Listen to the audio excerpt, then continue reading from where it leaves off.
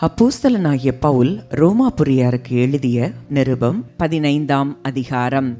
அன்றியும் பலமுள்ளவர்களாகிய நாம் நமக்கே பிரியமாய் நடவாமல் பலவீனருடைய பலவீனங்களை தாங்க வேண்டும். நம்மில் ஒவ்வொருவனும் பிறனுடைய பக்தி விருத்திக்கேதுவான நன்மை உண்டாகும்படி அவனுக்கு பிரியமாய் நடக்க கடவன். கிறிஸ்துவும் தமக்கே பிரியமாய் நடவாமல் உம்மை நிந்திக்கிறவர்களுடைய நிந்தைகள் என்மேல் விழுந்தது என்று எழுதியிருக்கிறபடியே நடந்தார். தேவ வசனத்தினால் உண்டாகும் பொறுமையினாலும் ஆறுதலினாலும் நாம் நம்பிக்கை உள்ளவர்களாகும்படிக்கு முன்பு எழுதியிருக்கிறவைகளெல்லாம் நமக்கு போதனையாக எழுதியிருக்கிறது. நீங்கள் ஒருமனப்பட்டு நம்முடைய கர்த்தராகிய இயேசு கிறிஸ்துவின் பிதாவாகிய தேவனை ஒரே வாயினால் மகிமைப்படுத்தும்படிக்கு பொறுமையையும் ஆறுதலையும் அளிக்கும் தேவன் கிறிஸ்து இயேசுவினுடைய மாதிரியின்படியே நீங்கள் ஏக சிந்தையுள்ளவர்களாயிருக்கும்படி உங்களுக்கு அனுக்கிரகம் செய்வாராக. ஆதலால் தேவனுக்கு மகிமை உண்டாக கிறிஸ்து நம்மை ஏற்றுக்கொண்டது போல நீங்களும் ஒருவரையொருவர் ஏற்றுக்கொள்ளுங்கள். மேலும் பிதாக்களுக்கு பண்ணப்பட்ட வாக்குத்தத்தங்களை உறுதியாக்கும்படிக்கு தேவனுடைய சத்தியத்தின் நிமித்தம் இயேசு கிறிஸ்து விருத்த சேதனம் உள்ளவர்களுக்கு ஊழியக்காரர் ஆனார் என்றும் புறஜாதியாரும் இரக்கம் பெற்றது நிமித்தம் தேவனை மகிமைப்படுத்துகிறார்கள் என்றும் சொல்லுகிறேன். அந்தப்படி இது நிமித்தம் நான் புறஜாதிகளுக்குள்ளே உம்மை அறிக்கை பண்ணி உம்முடைய நாமத்தை சொல்லி சங்கீதம் பாடுவேன் என்று எழுதியிருக்கிறது. மேலும் புறஜாதிகளே அவருடைய ஜனங்களோடே கூட களி கூறுங்கள் என்கிறார். மேலும் புறஜாதிகளே எல்லாரும் கர்த்தரை துதியுங்கள், ஜனங்களே எல்லாரும் அவரை புகழுங்கள் என்றும் சொல்லுகிறார். மேலும் ஈசாயின் வேரும் புறஜாதியாரை ஆளும்படிக்கு எழும்புகிறவருமாகிய ஒருவர் தோன்றுவார், அவரிடத்தில் புறஜாதியார் நம்பிக்கை வைப்பார்கள் என்று ஏசாயா சொல்லுகிறான். பரிசுத்த ஆவியின் பலத்தினாலே உங்களுக்கு நம்பிக்கை பெருகும்படிக்கு நம்பிக்கையின் தேவன் விசுவாசத்தினால் உண்டாகும் எல்லாவித சந்தோஷத்தினாலும் சமாதானத்தினாலும் உங்களை நிரப்புவாராக.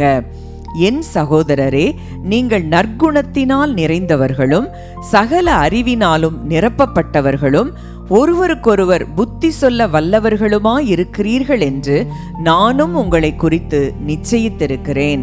அப்படி இருந்தும் சகோதரரே, புறஜாதியாராகிய பலி பரிசுத்த ஆவியினாலே பரிசுத்தமாக்கப்பட்டு தேவனுக்கு பிரியமான பலியாகும்படிக்கு நான் தேவனுடைய சுவிசேஷ ஊழியத்தை நடத்தும் ஆசாரியனாயிருந்து புறஜாதிகளுக்கு இயேசு கிறிஸ்துவினுடைய ஊழியக்காரனாகும் பொருட்டு தேவன் எனக்கு அளித்த கிருபையினாலே உங்களுக்கு ஞாபகப்படுத்தும்படிக்கு இவைகளை நான் அதிக தைரியமாய் எழுதினேன்.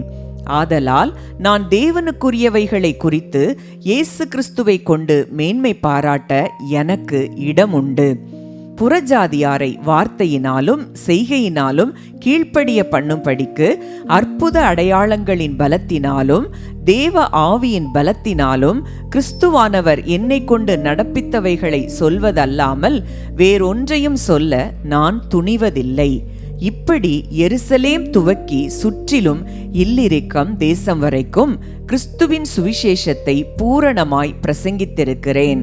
மேலும் அவருடைய செய்தியை அறியாதிருந்தவர்கள் காண்பார்கள் என்றும் கேள்விப்படாதிருந்தவர்கள் உணர்ந்து கொள்வார்கள் என்றும் எழுதியிருக்கிறபடியே நான் மற்றொருவனுடைய அஸ்திபாரத்தின் மேல் கட்டாதபடிக்கு கிறிஸ்துவினுடைய நாமம் சொல்லப்பட்டிராத இடங்களில் சுவிசேஷத்தை அறிவிக்கும்படி நாடுகிறேன்.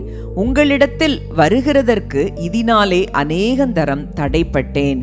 இப்பொழுது இந்த திசைகளிலே எனக்கு இடமில்லாதபடியினாலும் உங்களிடத்தில் வரும்படி அநேக வருஷமாய் எனக்கு மிகுந்த விருப்பம் உண்டாயிருக்கிறபடியினாலும் நான் ஸ்பானியா தேசத்துக்கு பிரயாணம் பண்ணுகையில் உங்களிடத்தில் வந்து உங்களை கண்டு கொள்ளவும் உங்களிடத்தில் சற்று திருப்தியடைந்த பின்பு அவ்விடத்திற்கு உங்களால் வழிவிட்டு அனுப்பப்படவும் எனக்கு சமயம் கிடைக்கும் என்று நம்பியிருக்கிறேன்.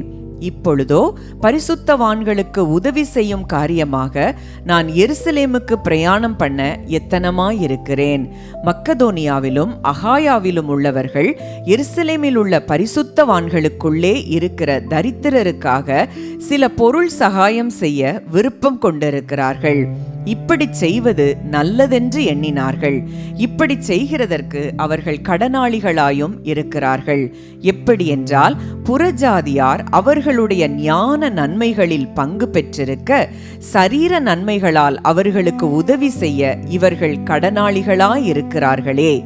இந்த காரியத்தை நான் நிறைவேற்றி இந்த பலனை அவர்கள் கையிலே பத்திரமாய் ஒப்புவித்த பின்பு உங்கள் ஊர் வழியாய் ஸ்பானியாவுக்கு போவேன். நான் உங்களிடத்தில் வரும்போது கிறிஸ்துவினுடைய சுவிசேஷத்தின் சம்பூரணமான ஆசீர்வாதத்தோடே வருவேன் என்று அறிந்திருக்கிறேன்.